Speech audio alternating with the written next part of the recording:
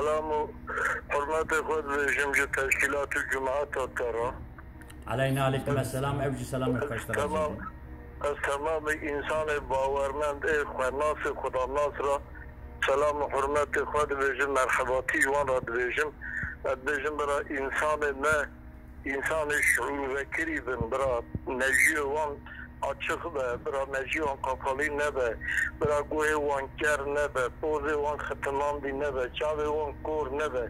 Bi vî ew ê merû xelagîne merhela rêya Xwedê û Resûlê Xwedê ve pêxembera. Temamî pêxemberê ku Xwedan suhuf û kitab in, ji bo xatirê wan em kulê Xweda ne, em ne kulê însanan e.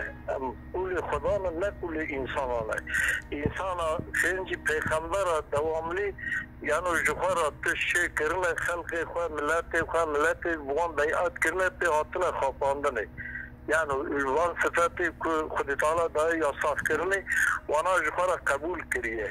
Mesela zulmê dikin nizanin zulm çi ye. Mesela münafıkiye dikin nizanin münafıkî çi ye. Mesela tezme delaleta küfrê nizanin küfür çi ye.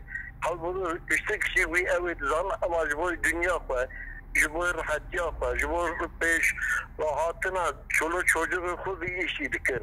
Erê hinekî înşana tedrîsatê ulmê erebî çêkiriye ji wî misilmana fayde diye.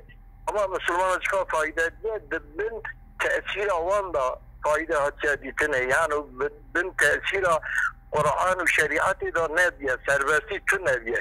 Eger yekê tiştekî xwe zanebûn kiriye ew ê mîzacê kiriye me'derê û ya anne hatine bi tiştekî xeletî îttiham kirine. والله حديثك يستفرسن حجة الوداع إذا حضرتي پیغمبر دبي لا ترجعوا أنا بكم إنترنت جوجل واندا تباهية لا ترجعوا بعد كفارا يضرب بعضكم رقاب بعض بيشتي مرة أي متى من دبي نزبر النكب كفري هناك يوا استي هناك جيكا يعني قتله هبدو حلال نكنام إيرو دنهير شرط تبدا على ما إسلام داية فتنة وبدعاء زعبية كرد وترك وعرب وعجم وأفغان وباكستان ورعز تمام أمتها إسلامي قتله هبدو حلال دكن ودنك جبان جماعتي ما جماعتي ب جماعتي أو رزالتا كوبان روجا بأوكي جباليش دركتيا الأورتية أوانا البيشيان ملتن پیغمبر حدیث اکداد بجایزه ظاهرت الفتن و کسرت البدع